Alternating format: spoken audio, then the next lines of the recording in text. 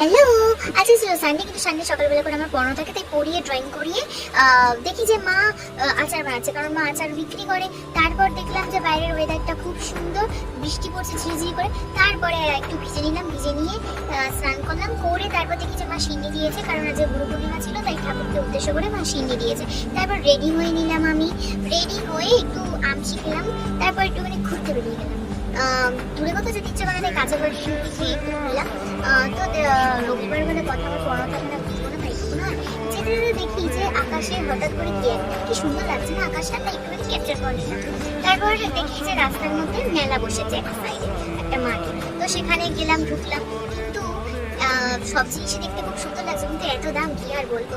সেই কানে দুলগুলোর মধ্যে থেকে আমার এই কানে দুলগুলো এত ভালো লেগেছে যে আমি কিনে নিলাম। তারপর এখানে খাবারের দোকানে দেখছিলাম কত রকমের কত কিছু, তারপরে এই কেকটা ভালো লাগলো, নিলাম, নিয়ে ঘুরতে ঘুরতে একটুখানি খেয়ে দিয়ে বাড়ি চলে এলাম। ওকে।